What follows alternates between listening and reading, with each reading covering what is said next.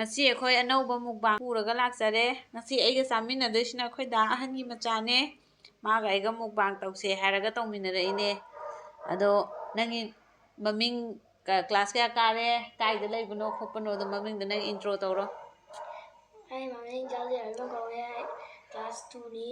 ꯑꯗꯣ ꯑꯩ ꯎꯔꯤꯄꯣꯛ ꯂꯥꯏꯈꯨꯔꯝꯕꯤ ꯂꯩꯀꯥꯏꯗꯩꯅꯤ ꯅꯪ ꯀꯩ ꯁ꯭ꯀꯨꯜꯅꯣ ꯇꯝꯃꯤꯗꯣ ꯀꯤꯟꯗꯔꯒꯥꯔꯗꯦꯟ ꯃꯣꯟꯇꯦꯁꯣꯔꯤ ꯁ꯭ꯀꯨꯜꯅꯦ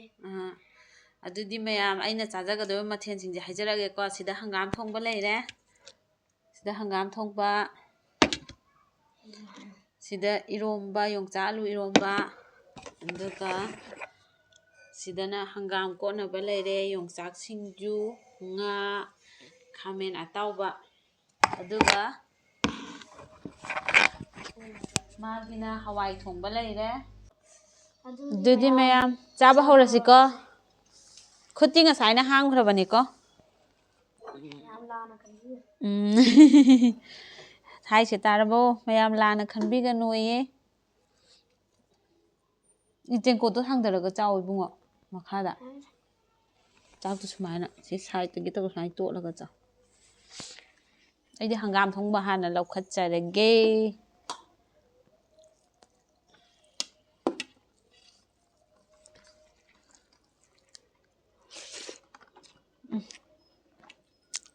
ꯍꯥꯎꯋꯦ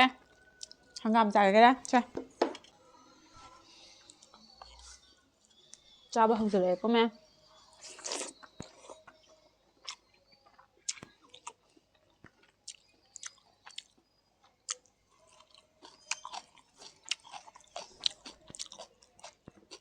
ꯈꯥꯃꯦꯟ ꯍꯥꯄꯛꯀꯣ ꯂꯩꯔꯤ ꯆꯥꯎ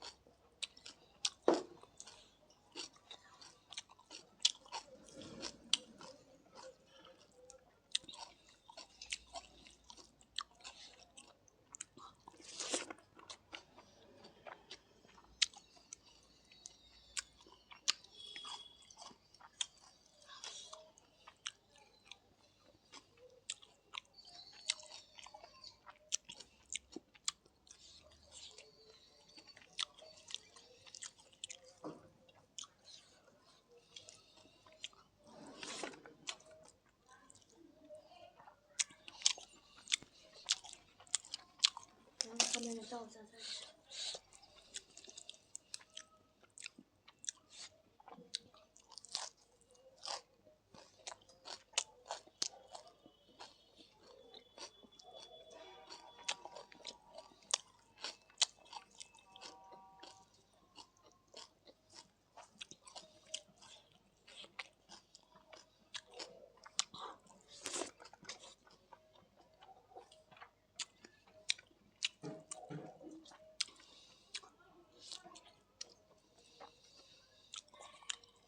ꯑꯃꯨꯛ ꯁꯥꯕ꯭ꯔꯣ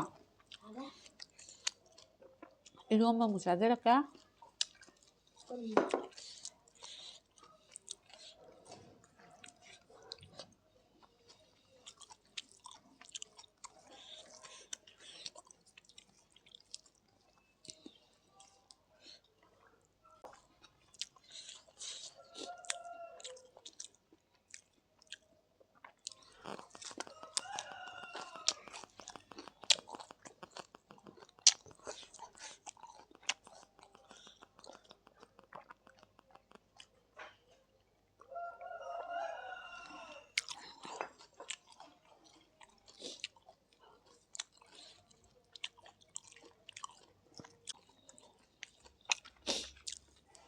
ꯅꯦꯅꯦ ꯉꯥ ꯃꯟꯕꯤꯔꯛꯀꯦ ꯍꯥꯞꯄꯤꯔꯛꯀꯦ ꯑꯗꯨꯒ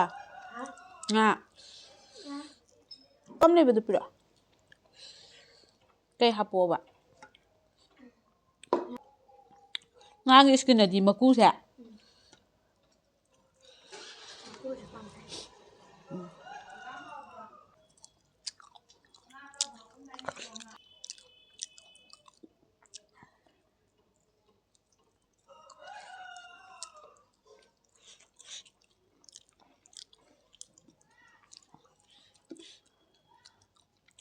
ꯁꯦ ꯈꯥꯃꯦꯟ ꯑꯇꯥꯎꯕꯁꯦ ꯆꯥꯔꯣ ꯀꯩꯗꯧꯔꯦ ꯀꯥꯡꯉ ꯍꯪꯒꯥꯝ ꯍꯩꯔꯣ ꯆꯥꯎ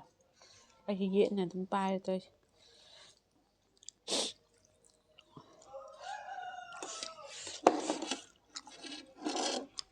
ꯑꯩ ꯊꯝꯒꯦ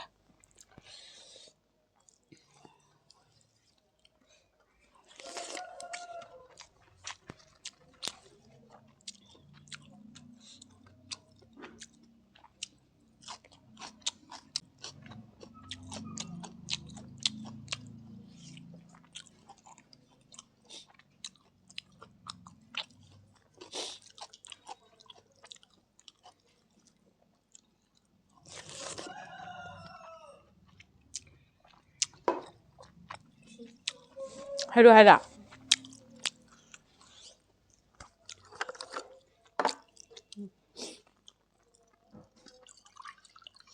ꯏꯁꯤꯡ ꯌꯥꯝ ꯊꯛꯀꯅꯨ ꯆꯥꯛ ꯌꯥꯝ ꯆꯥꯎ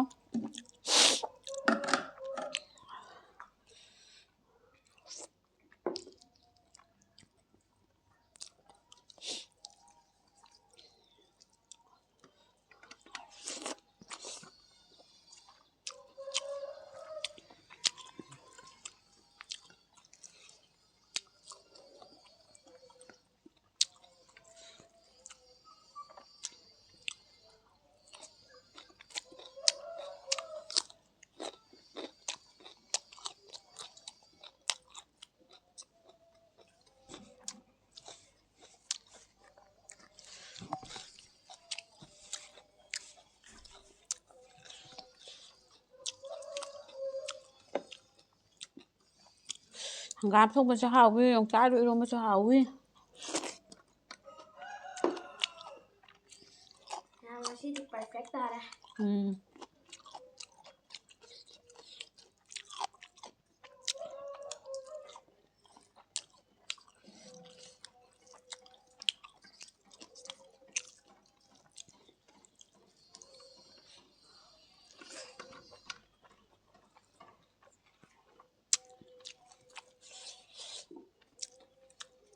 hanggang magtatawag.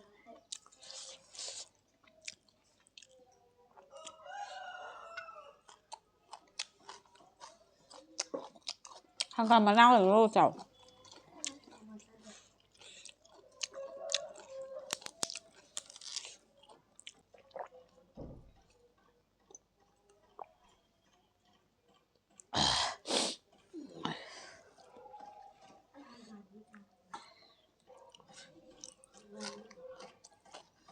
Quả thật ăn chào đừng cắm chào.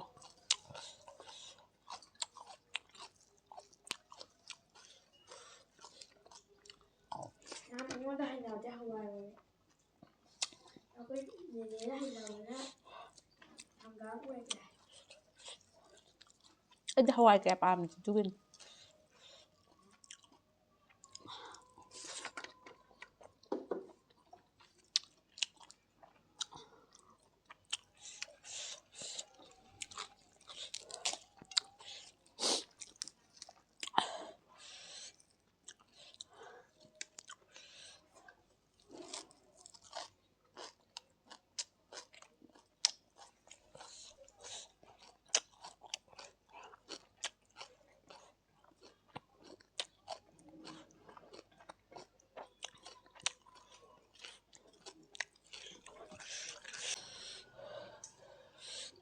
Hentak.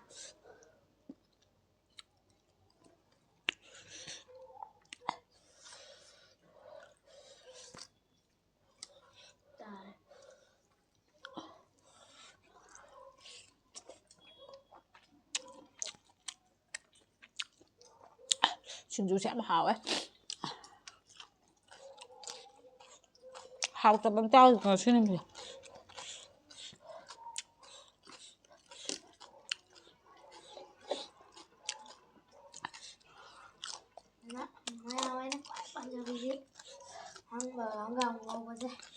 Happy không nhỉ?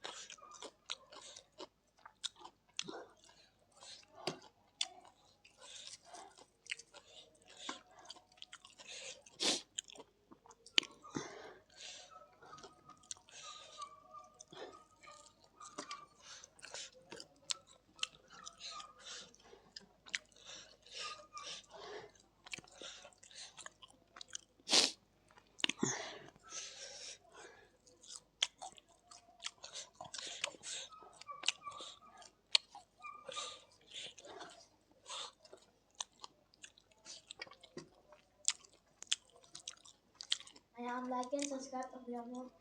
ꯃꯊꯪ ꯚꯤꯗꯤꯑꯣꯗꯁꯨ ꯃꯤ ꯑꯃ ꯌꯥꯎꯔꯛꯀꯅꯤ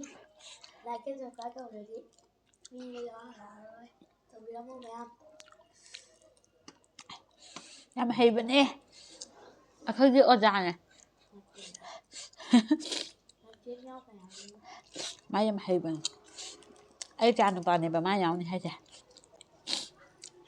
ꯃꯊꯪꯗꯅꯦ ꯃꯣꯏ ꯑꯅꯤ ꯑꯣꯏꯅ ꯇꯧꯍꯜꯂꯛꯀꯦ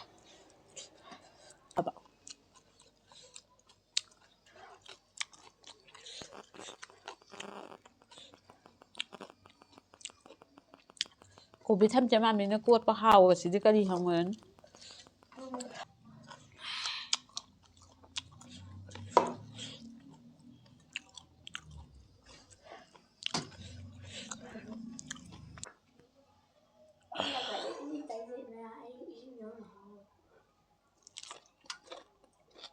ꯑꯗꯨꯒ ꯈꯥꯃꯦꯟ ꯑꯇꯥꯎꯕꯒ